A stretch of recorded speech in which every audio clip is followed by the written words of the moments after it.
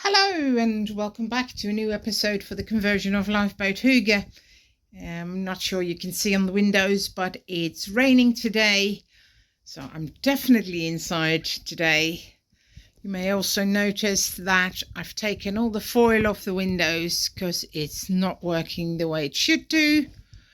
I had a good tip from, I think his name was Dan, all the way from South Africa, so I ordered a sample of what he suggested to use, which is perforated vinyl window film, and I'm quite confident that will work. The only thing wrong about that would be that it's not reflective on the outside, but then I'm not too fussed about that.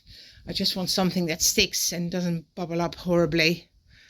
And yeah, I hope you guys enjoyed this episode, and follow me along as always. Inside the boat, as always, I've done a bit of filling and fairing on the window frame there at the bottom. Give you a bit of a closer look at that. That's epoxy with colloidal silica. That will need fairing in, as in sanding.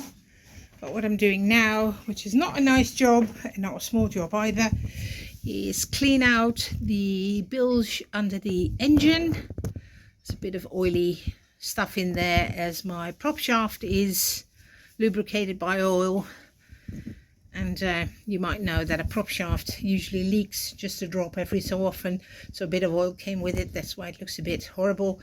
I need to clean this space because that's where the diesel tank for the diesel heater is going to go. I've already put a pipe in a long time ago that the fuel line for the diesel heater will go through, and then it ends up in this corner where the diesel heater is. And of course that needs installing, but I want to clean that first and then check it for size. I hope I measured it correctly. I'm sure I will have, but you never know until you actually try. But there's enough space there, or should be. Then it's kind of out of the way as well, which is handy. And yeah, so I'm going to clean this, which will be lovely. Got my gloves on and get on with it. Done a bit of cleaning. It's not squeaky clean, but clean enough for what I need to do. Is get some supports in there and that one. This is the diesel tank I've got, which will go in there. It's 42 litres, so that should be fit in nicely here. But I just need to make a construction so it can actually sit on it, and then connect everything up. Another thing I've done this morning is put those rings into the hatches at the bottom of the bed, because otherwise it's quite difficult to get them out. This first compartment has got the batteries for the bow thruster, that compartment's got the bow thruster in it, and that last one, the long one, is actually some extra storage. So another one of those little jobs needs doing, and it's done now. A bit more painting to do on the bed, as you can see, but like I said before, that's usually an evening job, so by the time I get back the next day it'll all be dry and the smell will have gone. As for the progress for the diesel tank, I've made a kind of a table, as you can see, for the diesel tank to sit on. I've given that a coat of clear polyester. I filled the gaps with some thickened polyester with some fibres in it. I've also painted the underneath with the clear polyester, so that should be waterproof. And yeah, as it is lunchtime now, I'm leaving this, so again that can go off, get rid of the smell, because it's quite a strong smell from the GRP. And then I'll put some layers of cloth on, as I've still got this 800 gram biaxial cloth, and I might as well make it strong. And even if the wood should the wood rot, it won't collapse, because the fibres will hold it together. So yeah, after lunch for that.